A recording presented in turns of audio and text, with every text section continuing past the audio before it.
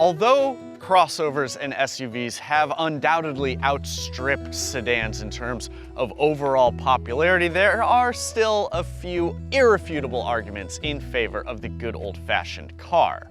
For one, sedans handle better. They're also usually a little less expensive, and I mean, just look at it.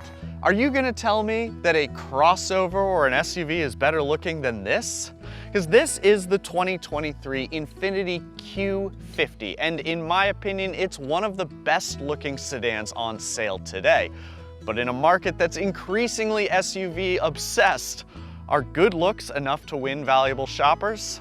Stick around to find out, but if you are already sold, you can head to CarGurus.com because this car is on sale and you can find a great deal now.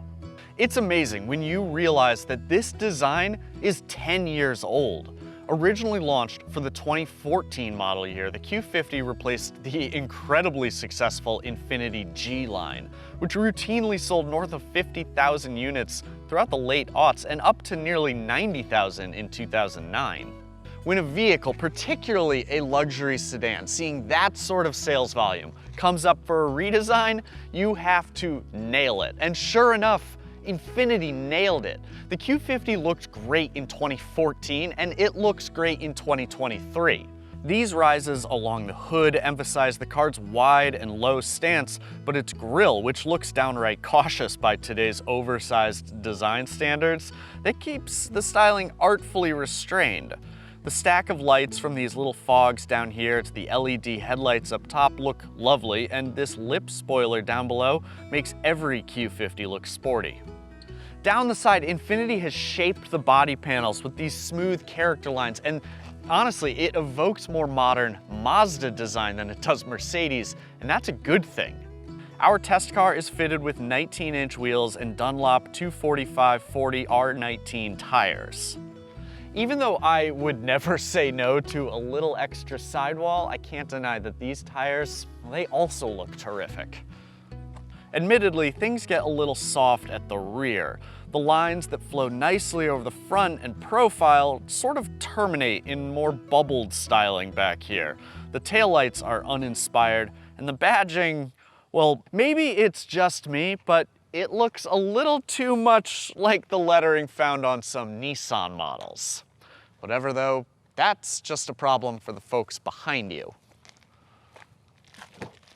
Inside, this lovely saddle brown leather upholstery continues that feeling of refinement and style that you get from looking at the Q50's exterior.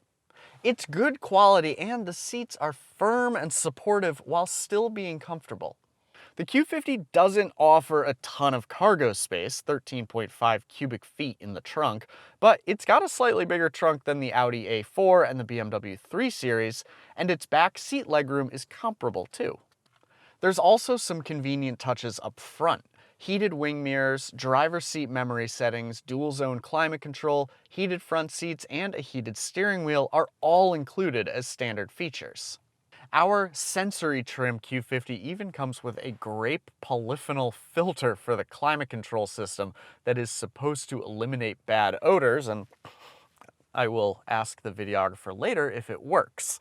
Now, because the Q50 hasn't had a full redesign since it debuted in the 2014 model year, there are some details that come up a little short. The steering wheel feels a bit small. It doesn't have the thick grip or heft of some modern players. The driver's gauges are old and the screen between them is not very high resolution. It's also not super intuitive to navigate.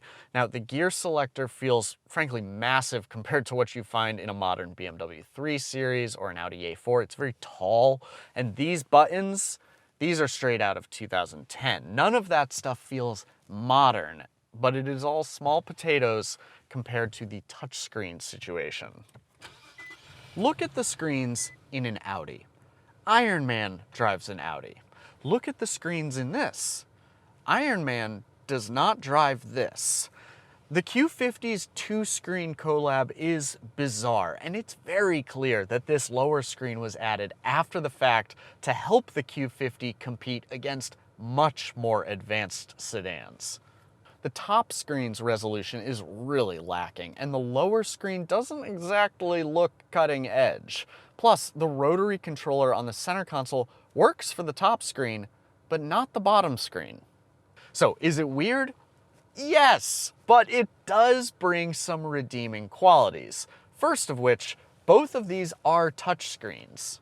The Q50 also supports Apple CarPlay and Android Auto, the former being wireless. Best of all, you can run 2 separate apps on these screens. Want Sirius XM satellite radio down below and Google Maps up top? You can do that. It's very quick to respond, and overall it's very easy to understand and to use. Now, when I first sat down in the Q50, I thought I was going to end up slaughtering this interface. But after a few hours of driving, it's just not the dumpster fire I was afraid it would be. And in fact, I'd go so far as to give Infiniti some credit here, because they've come up with a creative solution to bring the Q50 up to more modern standards. Comfort, space, tech, looks, those are all critical elements when it comes to engineering a luxury sedan. But what really separates the good from the great is how it drives. Numbers first. The Q50 makes great power. 300 horsepower and 295 pound-feet of torque from our twin-turbocharged 3-liter V6 engine.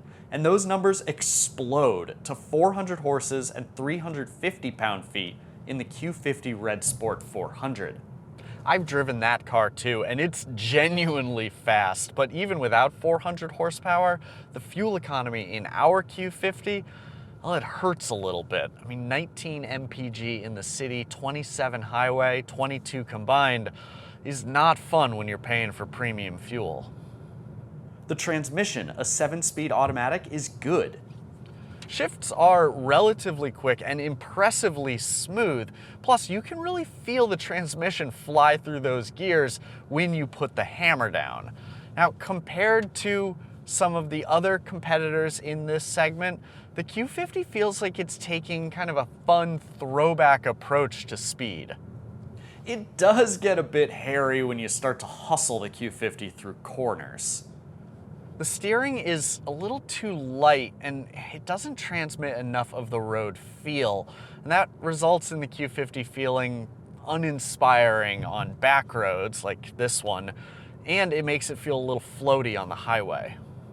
The suspension also rolls a bit too much for a sedan. It's like it can't quite keep up with the powertrain. This car plays in a cutthroat sandbox where the competition is seemingly always improving, and no automaker can afford to rest on its laurels if it plans to own the segment. And that extends to the safety tech, where the Q50 is also coming up a little short. Adaptive cruise control is standard, as is automatic emergency braking, lane departure warning, and blind spot monitoring and intervention. Other than that, though, it's just not a very cutting-edge list of advanced safety tech. Unless the Red Sport 400's power is just too much to pass up, I would recommend buying a Q50 in the base Luxe trim, because compared with the higher trim levels, the Luxe still feels very well equipped, and at $43,800, it has a pretty palatable price tag. Now, as you climb the trim ladder, the Q50, well, it has a harder time competing. Our Q50 Sensory trim with all-wheel drive is priced at $53,500 as tested. Now, that includes a $1,075 destination fee, $500 for the saddle brown interior, which is worth it, and $195 for 2 USB ports in the back seat. Now, that last one is a little annoying, but you gotta pay for it. We all know how important USB ports are in this day and age. Still, $53K puts this in a tough spot, because a BMW 330i xDrive is gonna be about 50 grand, and the same is true for a well-equipped Audi A4. And if you want a real deal, the front-wheel drive Acura Integra starts at $31K. That's $20,000 less than this. That puts the Q50 in a tough spot. It is handsome, and it makes more power than those Germans, has a smidge more cargo space too, but it's falling behind in terms of handling, refinement, technology, and safety. So what do you think? Let us know in the comments section below, and don't forget that you can shop for this car on CarGurus.com. As always, don't forget to subscribe to the channel. Thank you for watching, and we'll see you next time.